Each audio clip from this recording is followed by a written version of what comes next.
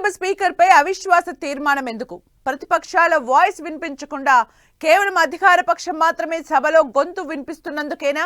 అసలు budget sessions అంటే కేటాయింపులు, నిధుల కొరత వంటి సమస్యలపైనే చర్చ ఉంటుందనుకుంటే ఇలా వరుసగా సభ వాయిదా పడటం ఏంటి? ఏకంగా స్పీకర్ పైనే నో ట్రస్ట్ మోషన్ మూవ్ చేయడానికి కారణం ఏంటి? ఇంత రగడకి దారి తీసిన పరిణామాలేంటి? ఇదే వాల్టి first focus. Let's watch this story.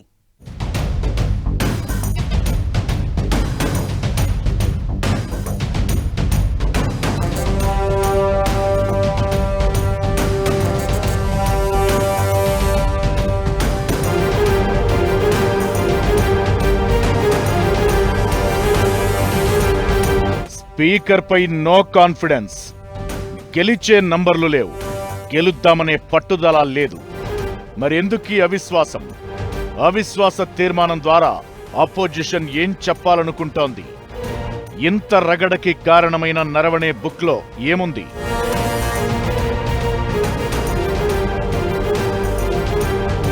కేవలం నరవణే బుక్ పై రాహుల్ కామెంట్లే ఇంత దూరం తెచ్చాయా?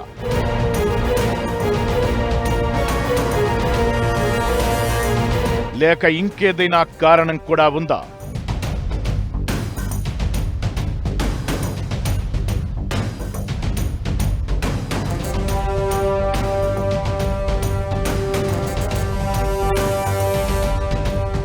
పార్లమెంట్ బడ్జెట్ సమావేశాలు చివరి అంకానికి చేరుకుంటున్న వేళ రాజకీయ కాక ఓ రేంజ్లో రగిలింది.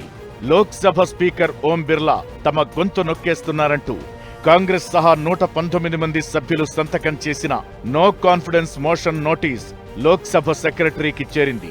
దానికి ముందు రాహుల్ గాంధీ చేసిన కామెంట్ చూడండి. Not allowing the LOP and the entire opposition to speak in the president's address. Second issue is one of their members spoke quoting books, multiple books, and spoke very vile stuff, and nothing was said. So we don't like the fact that they can say whatever they want, whenever they want, and the opposition cannot. Third issue is suspension of our members. And final issue which we are very disturbed about is this idea that has been floated that members were going to threaten the Prime Minister. There's no question of that. Look, the fact is very clear. The Prime Minister was scared to come to the House. అసలు ఈ రగడ ఎలా ప్రారంభమైందంటే లోక్సభలో రాష్ట్రపతి ప్రసంగంపై ఫిబ్రవరి 2న సభలో ధన్యవాదాల తీర్మానంపై చర్చ చోటు చేసుకుంది. ఈ సందర్భంగా బీజేపీ ఎంపీ తేజస్వి సూర్య కాంగ్రెస్ జాతీయవాదంపై విమర్శలు చేశారు. సీరియస్ గా గాంధీ ఫ్యామిలీని కూడా టార్గెట్ చేశారు.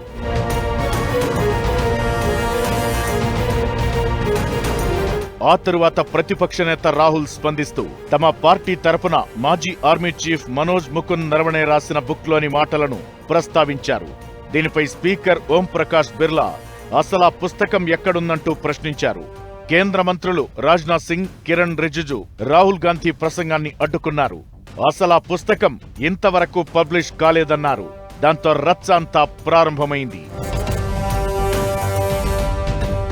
రాహుల్ గాంధీకి మద్దతుగా సమాజ్వాదీ పార్టీ నేత అఖిలేష్ యాదవ్ నిలిచారు. అలా సభ వాయిదా పడింది. అది కాస్త అలా వాయిదాల మధ్యే వారం రోజులుగా అలానే నడుస్తూ వచ్చింది. 8 మంది ఎంపీలను స్పీకర్ సభ నుంచి సెషన్స్ మొత్తం సస్పెండ్ చేశారు. ఇక తరువాత చోటు చేసుకున్న ఎపిసోడ్ అనూహ్యం.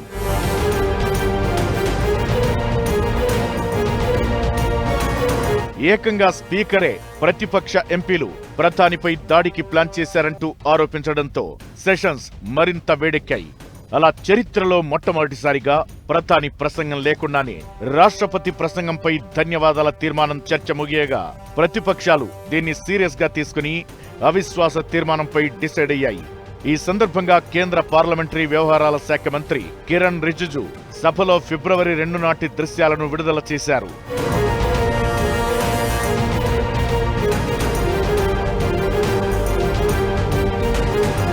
రాజ్యాంగంలోని ఆర్టికల్ 94C ప్రకారమే ప్రతిపక్షాలకు చెందిన 119 మంది ఎంపీల సంతకంతో స్పీకర్ పై నో కాన్ఫిడెన్స్ మోషన్ నోటీస్ ఇచ్చారు.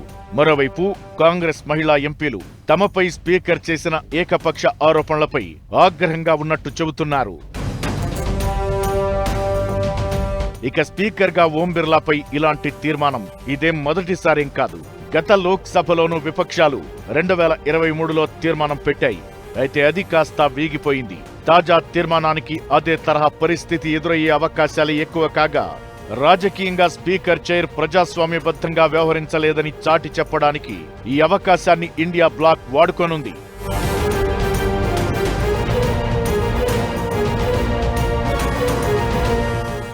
స్పీకర్ ప్రజాస్వామ్యబద్ధంగా వ్యవహరించడం లేదని ప్రతిపక్షాలు ఆరోపిస్తున్నాయి సరే, కానీ అధికార పక్షం వాదన మాత్రం వేరేగా ఉంది. నిబంధనలకు విరుద్ధంగా ప్రతిపక్ష నేత వ్యవహరించడం వల్లనే సభలో రాహుల్ మైక్ కట్ చేశారంటున్నారు అధికార పక్ష నేతలు. అసలు పబ్లిష్ చేయని బుక్ ని పార్లమెంట్ లో కోట్ చేయడం ఏంటని వారి వర్షన్. అయితే అసలు అన్నిటికంటే మరో వివాదాస్పద అంశం ఆర్మీ మాజీ చీఫ్ బుక్ పబ్లిష్ అయిందా లేదా, ఎవరి వాదన కరెక్ట్?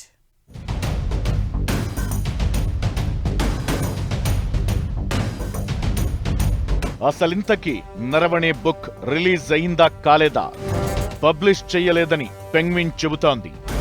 బుక్ అమెజాన్లో ఎలా ఉంది మరి? 4 స్టార్స్ ఆఫ్ డెస్టినీలో ఏముంది? నరవణే బుక్ కి డిఫెన్స్ రివ్యూ పూర్తయిందా లేదా? సెంటర్ పెంగ్విన్ పై చర్య తీసుకుంటుందా నరవణే పైన? దేశ రక్షణ రంగంలో పనిచేసిన అధికారులు ఎవరైనా సరే తమ అనుభవాలు కానీ ఇతరత్రా అంశాలను గాని గ్రంథస్థం చెయ్యాలంటే రక్షణ శాఖ అనుమతి తప్పనిసరి. ఇప్పుడు రగడకి దారి తీసిన నరవణే ఆర్మీ చీఫ్ గా పనిచేసిన సమయంలో ఆయన ఎదుర్కొన్న అనుభవాలపై 2 పుస్తకాలను రాయగా అందులోని ఈ 4 స్టార్స్ ఆఫ్ డెస్టినీ ఒకటి. ఈ బుక్ పబ్లిష్ చేసేందుకు కేంద్ర ప్రభుత్వం అనుమతి ఇవ్వలేదు. 2024లోనే ఈ బుక్ పబ్లిష్ కావాల్సి ఉంది. రక్షణ రంగంలో పనిచేసిన వారు ఇలా ఏదైనా గ్రంథ రచన చేస్తే వాటిలోని సున్నితమైన అంశాలు, వివాదాస్పద అంశాలు ఉంటాయేమోననే కోణంలో డిఫెన్స్ శాఖ అనుమతి వచ్చిన తరువాత పబ్లిష్ చేస్తారు.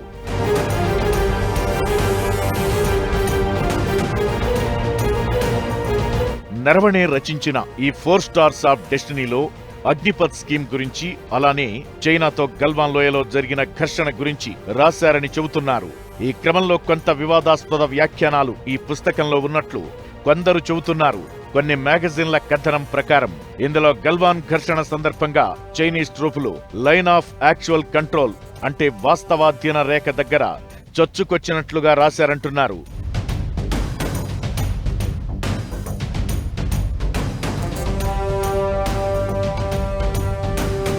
మొత్తం 448 పేజీల ఈ పుస్తకాన్ని పెంగ్విన్ పబ్లిషింగ్ హౌస్ ప్రచురణకి తీసుకోగా, నరవణే తన 40 ఏళ్ల ఆర్మీ కెరీర్ పై ఓ బయోగ్రఫీలా రాశారని చెబుతున్నారు.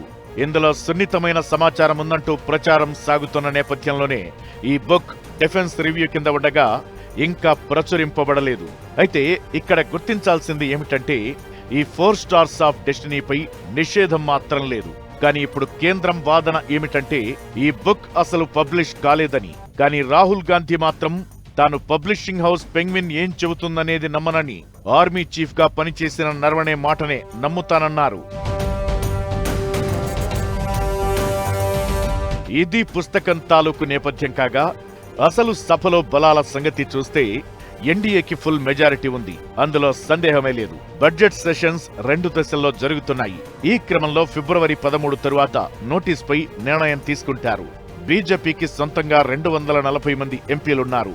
తెలుగుదేశం 16, జేడీయూ 12 మంది సభ్యులు, శివసేన 7, లోక్ జనశక్తి 5 సహా మొత్తంగా 293 మంది ఎంపీల బలం ఎన్డీఏకి ఉండగా, ప్రతిపక్ష కాంగ్రెస్ కూటమి గట్టిన ఇండియా బ్లాక్ లో కాంగ్రెస్ కి సొంతంగా 99 మంది సభ్యులున్నారు.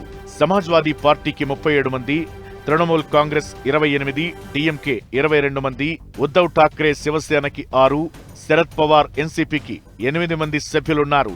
ఇంకా ఇతరత్రా పార్టీల బలంతో ఇండియా బ్లాక్ కి 235 మంది సభ్యుల బలం కనిపిస్తోంది. ఈ 2 కూటముల్లో లేని వైఎస్ఆర్సీపీకి 4, ఆమ్ ఆద్మీ 3, ఎంఐఎం సహా 14 మంది సభ్యులున్నారు. లోక్సభలో స్పీకర్ పై అవిశ్వాస తీర్మానం నెగ్గాలంటే ప్రతిపక్షాల కూటమికి 272 మంది సభ్యుల మద్దతు కావాలి. సభలో ఎన్డీఏ, ఇండియా బ్లాక్లకు దూరంగా ఉన్న 14 మంది ఎంపీలను కలుపుకున్నా కూడా అపోజిషన్ కి మ్యాజిక్ మెజారిటీ ఫిగర్ లేదు. ఇప్పటికిప్పుడు అధికార పక్షం నుంచి వీరికి మద్దతు పలికేవారు లేరు సరికదా, ఇంకా ఈ బ్లాక్ నుంచి జారిపోయేవారే ఎక్కువనే ప్రచారముంది. లోక్సభ స్పీకర్ మీద చేస్తున్నారు అంటే గెలుస్తా ఉంది కాదు, ఏదో ఇంపాక్ట్కి వస్తుంది, ప్రజలకు చూపెడదాం అన్నిటికంటే ముఖ్యంగా అటెన్షన్ వస్తుంది, సమయం వస్తుంది పార్లమెంట్లో మాట్లాడటానికి అని ఒక అభిప్రాయం. దాంతోపాటు ఇప్పుడు ఆర్మీ చీఫ్ నర్వానే రాసిన పుస్తకంలో ఏమున్నదంటే ఆయన కొంచెం అసంతృప్తిగా ఉన్నారు, దాంట్లో తప్పు లేదు, ఆయన ఇష్టం వచ్చింది ఆయన రాయొచ్చు. కానీ ప్రభుత్వం కూడా ఇది చాలా నార్మల్గా తీసుకోవాల్సింది, ఎందుకంటే ఇది మొదటిసారి కాదు, రిటైర్ అయిపోయాక రాజకీయ నాయకులు లేకపోతే ఎవరైనా ఇలాంటి పుస్తకాలు ప్రపంచవ్యాప్తంగా రాస్తారు, కొన్ని రోజుల పాటు ఏదో అల్లరి తర్వాత మూవ్ అయిపోతారు. 2023 జూలైలో ఇలానే స్పీకర్పై అప్పటి లోక్సభలో అవిశ్వాస తీర్మానం ప్రవేశపెట్టగా అది వీగిపోయింది. అదొక్కటే కాదు, 1963 నుంచి ఇప్పటిదాకా 27 అవిశ్వాస తీర్మానాలను పార్లమెంటు చూసింది. వాటిలో ఒక్కటి కూడా నెగ్గకపోవడం గమనించాల్సిన అంశం. అయితే 1979లో మాత్రం అప్పటి ప్రధాని మొరార్జీ దేశాయ్ తన ప్రభుత్వానికి తగినంత ఎంపీల బలం లేదని తెలుసుకునే సభ ముందుకు అవిశ్వాస తీర్మానం రాకముందే రాజీనామా చేశారు. అయినా సరే ఈ అవిశ్వాసం దేనికోసమంటే కేంద్రం స్పీకర్ వ్యవహరిస్తున్న తీరుపై దేశంలో చర్చ జరగడం కోసమే అనేది నిస్సందేహం.